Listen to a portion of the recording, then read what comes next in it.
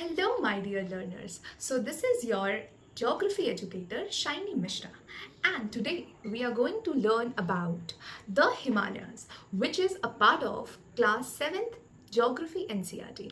Well, now, what if I ask you a question that you have to describe a person? That can be any person, your best friend, your father, your mother, or anyone. So, if I ask you to describe a human being, what are you going to do?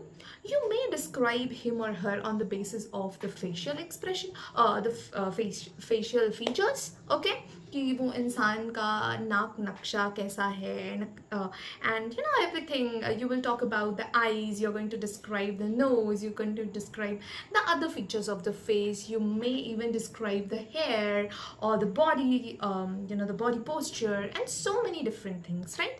So all these are the physical features जिससे आप एक इंसान को describe कर रहे हैं. इसके अलावा you may also describe a person based on their inner features. Inner features में क्या क्या आता है? आप किसी इंसान के स्मार्टनेस के बारे में बात कर सकते हैं, आप किसी इंसान के काइंडनेस के बारे में बात कर सकते हैं. तो अगर आप किसी इंसान के इंटरनल फीचर्स के बारे में बात करते हैं तो वो भी एक डिस्क्राइब करने का तरीका होता है.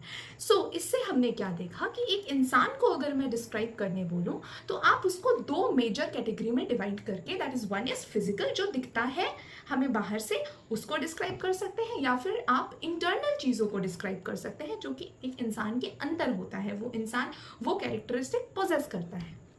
सिमिलरली, जी हाँ, similarly when it comes to land, जब आपको अगर मैं बोलूं कि एक लैंड के टुकड़े को डिस्क्राइब करो, तब भी आप उसको मेजरली दो हिस्सों में बांटते हैं. एक होता है उसका फिजिकल डिस्क्रिप्शन, ठीक है, फिजिकल डिस्क्रिप्शन यानी कि उसके physical features, mountain, plateau, highlands and the coastal plains, islands, ये सारे जो फीचर्स हैं ये है physical features of a land. वहीं एक लैंड के पॉलिटिकल फीचर्स भी होते हैं, अदर कैरेक्टरिस्टिक्स भी होता है, जैसे कि द कंट्री, वो लैंड में कौन सा कंट्री सिचुएटेड है, then what are the states, उसका लिंग्विस्टिक फीचर्स, उसका कल्चरल फीचर्स, ये सारी चीज़ों के बारे में जब हम बात करते हैं तो ये सब हुआ एक लैंड का पॉलिटिकल फीचर, करेक्ट. सो आज हम जो डिस्कस करने वाले हैं उस चैप्टर का नाम है the physical features of India. और फिजिकल फीचर्स ऑफ इंडिया में पर्टिकुलरली आज हम पढ़ेंगे हिमालयन माउंटेन के बारे में. हिमालय जो कि सबसे बड़ा माउंटेन रेंज है इंडिया में, so we are going to discuss about Himalaya. अब आगे का discussion I am going to show you using my PPTs, okay. तो यहाँ स्क्रीन पे आप देख सकते हैं कि हम आज जो टॉपिक डिस्कस कर रहे हैं that is the majestic Himalayas, okay. तो हिमालयस के पर्टिकुलरली आज हम उसके फॉर्मेशन के बारे में बात करेंगे, उसके टाइप्स के बारे में बात करेंगे, उसके कल्चर के बारे में बात करेंगे, और जो चैलेंजेस हैं हमारे हिमालय को फेस करना पड़ता है हम उसको भी डिस्कस ज़रूर करेंगे, ओके. सो सबसे पहला स्लाइड जो आता है वो है फॉर्मेशन ऑफ हिमालयस, कि आखिर ये हिमालयस बने कैसे. तो आइए इसको समझते हैं एक कहानी के रूप में. ऐसा हुआ कि आज से 50 मिलियन ईयर्स अगो जब सारे लैंड जो है वो गोंडवाना लैंड का पार्ट था and all the continents were binded together, तो तब क्या हुआ, कुछ डिस्टर्बेंस होने की वजह से एक ये जो लैंड मास आप देख सकते हैं, ये जो इंडियन लैंड मास यहाँ पे लिखा हुआ है, कुछ ऐसा हुआ कि ये Indian land mass it got detached from the African continent. African continent से ये लैंड मास डिटैच हो गया and then slowly and steadily you can see 55 million years ago, 38 million years ago ये फ्लोट करके ऊपर आ गया. और ऊपर आके क्या हुआ, जो यूरेशियन प्लेट है उसको इसने बहुत ज़ोर से कोलाइड किया, बहुत ज़ोर से धक्का मारा. एंड अगर कोलिजन होता है तो हम जानते हैं दो लैंड मास अगर ज़ोर से कोलाइड करे, ऐसे ज़ोर से कोलाइड करे तो क्या हो जाता है, अपलिफ्टमेंट आ जाता है लैंड में. एंड इसी अपलिफ्टमेंट की वजह से हिमालय का फॉर्मेशन हुआ, ओके. तो इसको एक बार फिर से हम देख लेंगे. Caused by the collision of Indian plate and Eurasian plate.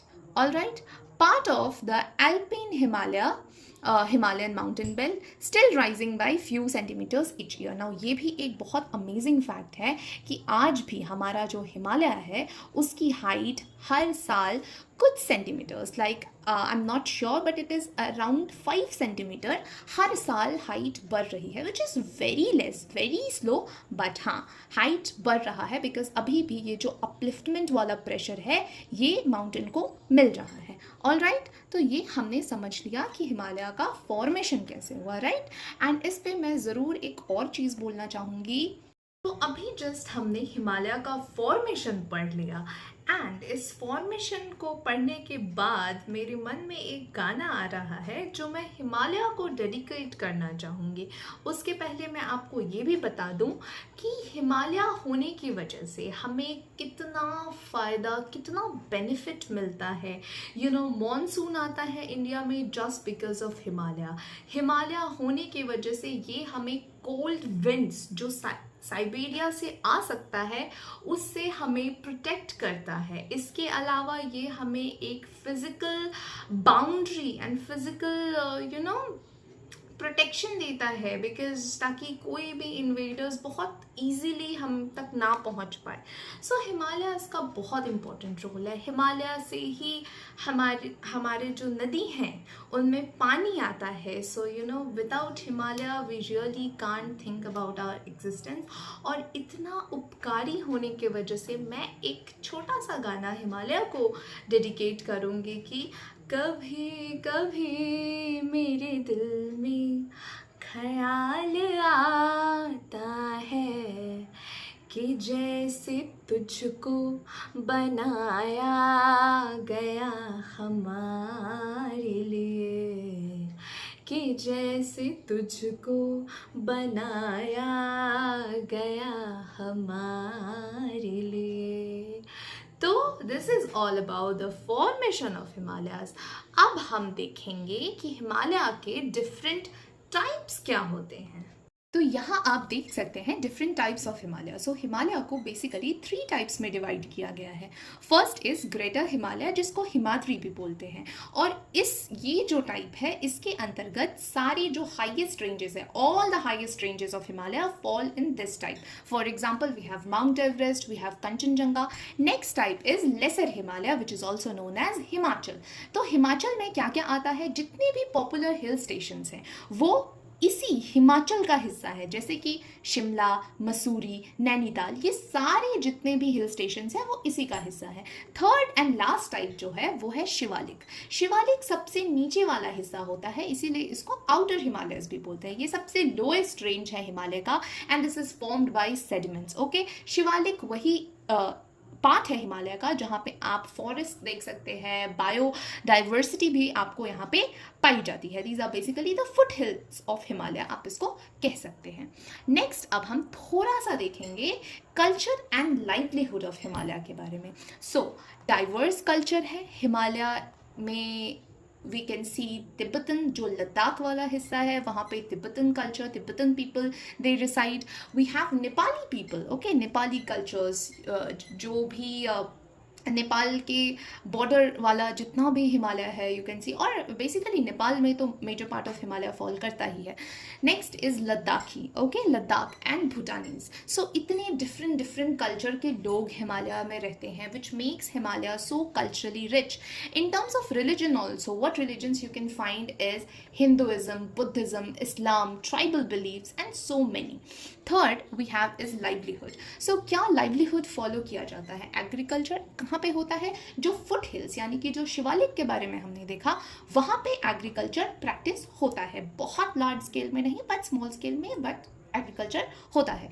दूसरा जो है वो सबसे ज़्यादा कंट्रीब्यूट करता है इन terms of the economy of Himalaya, that is tourism. इतनी हसीन, इतना खूबसूरत, इतना सिनिक ब्यूटी है हिमालय के पास that they provide the greatest opportunity for tourism. उसके बाद जो चीज़ है वो है याक हर्टिंग. वहाँ के लोग बहुत हर्डर्स होते हैं, वो गोट, याक ये सबको भी रखते हैं. एंड हैंडीक्राफ्ट जितने भी whether we talk about pashmina shawls and other handicraft things जो हाथ से बनाई हुई चीज़ें होती है वो भी बहुत ज़्यादा फेमस है और बहुत अट्रैक्टिव लगती है टूरिस्ट्स को.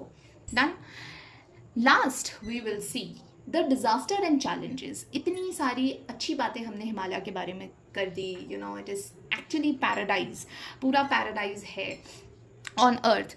तो अब हम देखेंगे कि क्या चैलेंजेस फेस करना पड़ता है वहाँ के रहने वाले लोगों को। So first thing is frequent landslides, earthquakes and flood. So we know कि माउंटेन पे कंटिन्यू प्रेशर पड़ने की वजह से, एंड माउंटेन जो है, हिमालय माउंटेन जो है, it is also in a young stage, जहाँ पे हमने पहले ही डिस्कस किया कि कुछ सेंटीमीटर्स करके हर साल ये इंक्रीज हो रहा है। तो इस सिचुएशन में फ्रिक्वेंट लैंडस्लाइड्स बहुत ही कॉमन है, एंड इस लैंडस्लाइड्स के वजह से हर साल, हर ईयर बहुत ज़्यादा मैसिव लॉस होता है लोगों का, एज वेल एज लाइफ का भी एंड रिसोर्सेज का भी। दूसरा है earthquake, earthquake we already know, and third is flood, flood की वजह से भी लोगों को बहुत परेशानी होती है।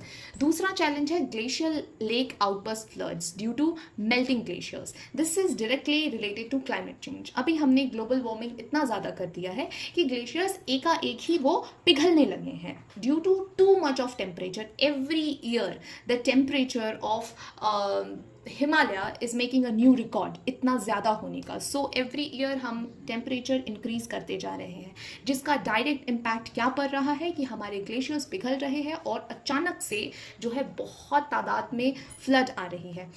Third thing is massive deforestation and loss of biodiversity. एक तरफ तो इतने सारे डिज़ास्टर हैं, दूसरी तरफ हम टूरिज़्म को बहुत ज़्यादा प्रमोट करने की वजह से हम बहुत सारे होटल्स बनाते जा रहे हैं, और इन होटल्स को बनाने के लिए बहुत ही लार्ज स्केल डिफॉरेस्टेशन हो रहा है, पेड़ पौधे काट दिए जा रहे हैं, जिसकी वजह से बायोडाइवर्सिटी लॉस हो रहा है। Animals are losing their home and their own biodiversity, okay, जिसका डायरेक्ट, इस loss of biodiversity and deforestation का डायरेक्ट इम्पैक्ट क्या पड़ रहा है, डायरेक्ट कॉन्सिक्वेंस क्या आ रहा है, climate change causing glacial retreat. So you can see that there are, ये जो लास्ट वाली जितनी चीज़ें हमने डिस्कस की वो एक दूसरे से कनेक्टेड है। यू नो क्लाइमेट चेंज की वजह से ग्लेशियल रिट्रीट आ रहा है, ग्लेशियल रिट्रीट आ रहा है तो उससे लॉस ऑफ बायोडाइवर्सिटी भी हो रहा है, डिफॉरेस्टेशन भी एक और हम कर रहे हैं, एंड डिफॉरेस्टेशन की वजह से ही क्लाइमेट चेंज हो रहा है। So these things are connected, but we really need to focus on these things if we want to save our Himalaya.